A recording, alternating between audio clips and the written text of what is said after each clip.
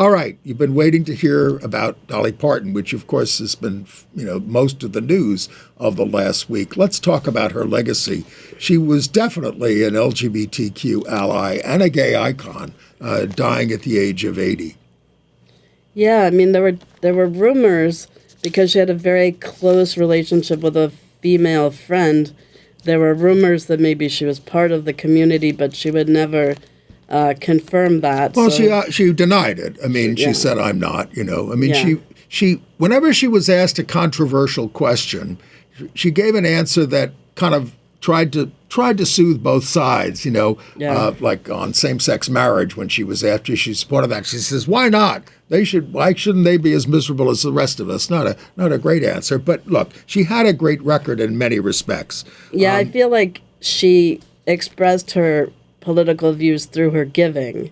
Like, if you look at the things she supported, they were mostly extremely progressive and LGBT friendly. Her production company produced Common Thread Stories from the Quilt back in 1989, a documentary about the Names Project. So she was there from the beginning.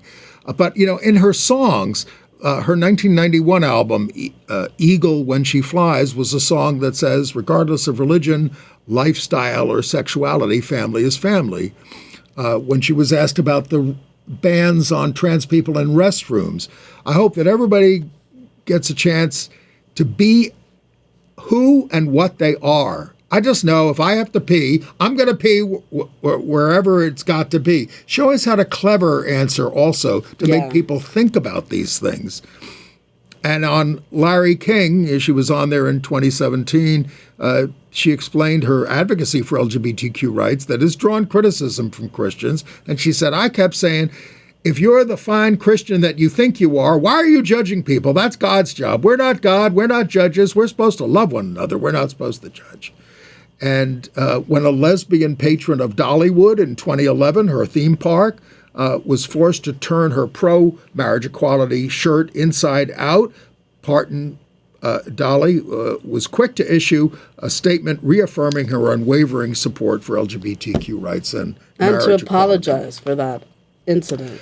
She also did the song Travelin' Through in 2005, a tear-jerking, award-winning song written for and performed by her for the 2005 film Trans America that starred Felicity Huffman as a trans woman. So she did all these kinds of things and was really there for us in so many ways.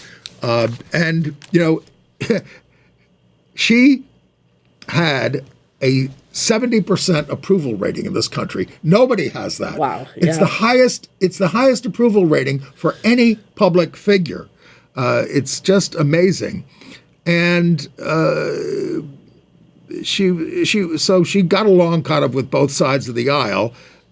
She was a fabulous philanthropist, has left her $500 million estate mostly to charities. She helped fund the Moderna COVID vaccine. We talked about this on this show and took one of the first doses while singing vaccine to the tune of Jolene.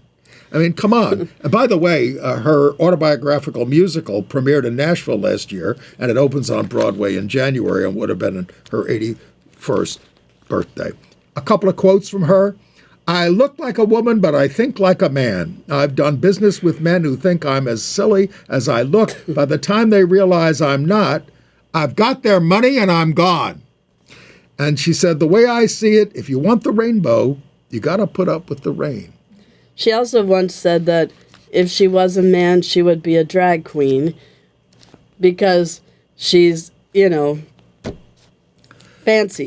Basically, I forget the exact words, but yeah. We do want to pay tribute, of course, to all of her contributions, and she was just a beloved figure by almost everybody. So thank you, Dolly Parton, for a life of service that will continue after your death. All right.